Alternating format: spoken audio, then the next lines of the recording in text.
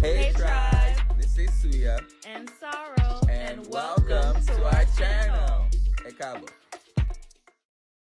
Hey tribe. Welcome to Third for Sunday.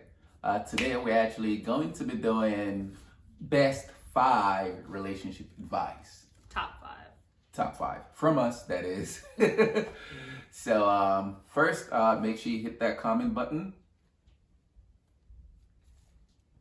Like, subscribe, feel free to share as well, and hit the notification bell as well. Okay, so we're gonna get into it. Sarah's gonna lead us off.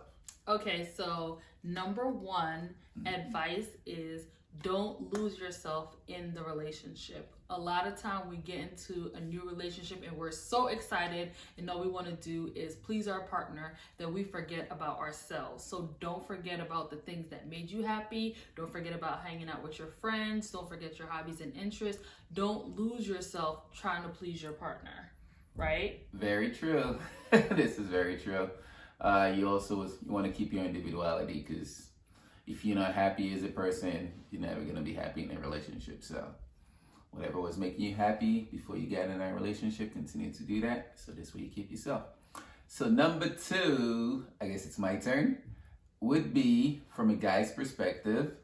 You want to make sure whatever you were doing to get her at that point, you want to continue to do that. So, if you guys were having date night once a week, you want to continue to do that. If you were buying her flowers just because, you want to continue to do that.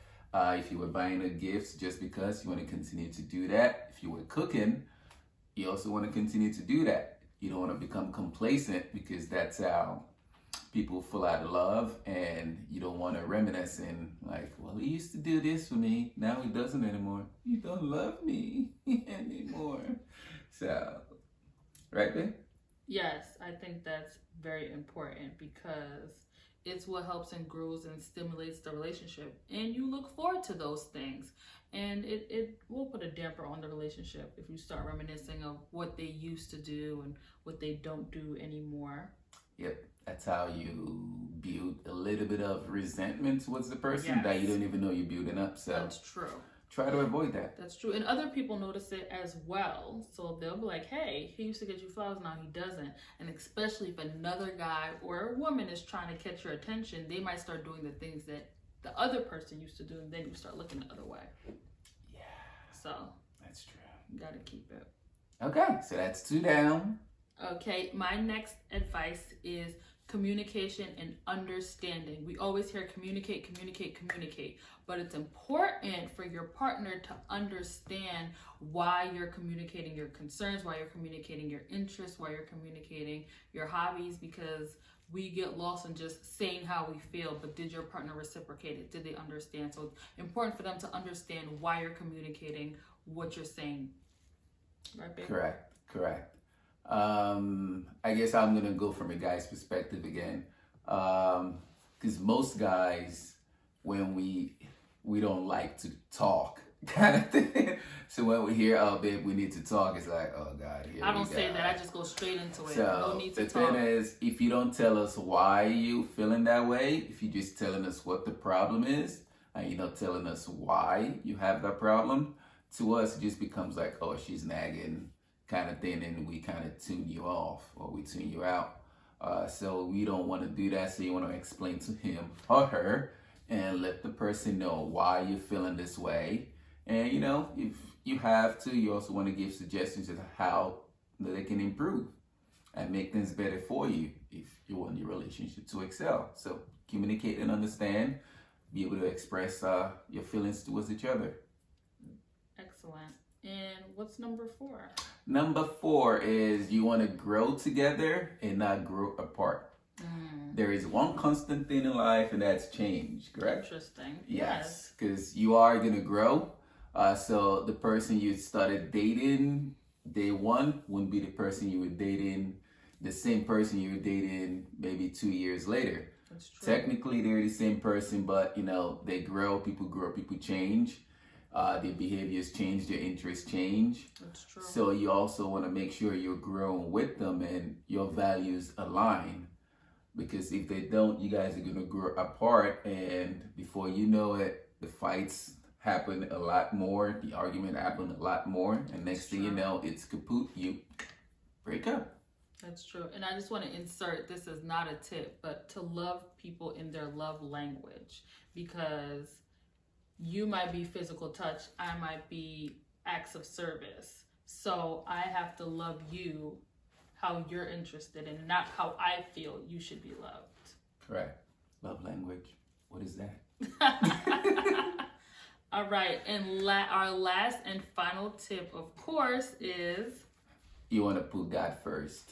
gotta put God first. We are a faith-based relationship. We believe in God. Yes, So we do. we believe in praying. We believe in devotions. We believe in sometimes, and this is not to say anything, sometimes you feel you can't go to your partner and you don't want to. So you go to God and you ask God to, help them understand, to touch their heart, and it works out. Yeah. What are you saying? Say what you're saying. I mean, she can always come to me for whatever, No, and then that's she not can what go I to mean. God as well. Yes, of But I'm course. just saying, you can feel free to come to me, whatever. God would understand. Of course he will. Yes. But yes, praying together, reading together, devotion together, putting him at the epicenter of your relationship is important and is vital. Yes. And do For we us. have a bonus one? I'll come up with a bonus one. This is on the fly. Make sure you have fun together. That's the number one thing. So important. You don't want to be in a boring relationship. Yeah, try new things together, new food, new activities, new vacation spots. Correct. Keep the relationship spicy. Yes. Be spontaneous sometimes. Hey, babe, how about we just get up and go somewhere? Hey, babe, how about we do this?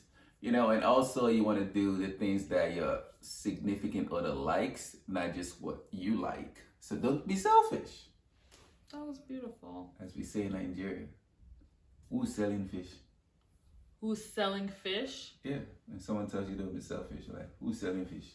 Wow. What a wonderful, beautiful jargon. I love it. And I'll be using that when you act up, which is very often. So you'll hear me saying it all the time. Make you not listen to one. Anyhow, that was our best top 5 advice. Comment below on any suggestions you have for a healthy relationship. And I do want to insert something. This is not a tip or advice, but for all my people that are single out there, remember to love yourself first. And I know it sounds cliche, but it's true, because you have to be a whole and complete person. You cannot look for the other person in the relationship to complete you or make you whole or fulfill you. You have to be your own self, your own person, and that's what they love about you, is your individuality. So don't try to change and conform to anybody else. Be yourself. Be true to yourself. When I was single, I would go out to eat by myself. I would go to the movies by myself, and I would have fun. So, I mean, I know it's COVID now, but I just want to put that out there. So anyhow, like, comment, and share.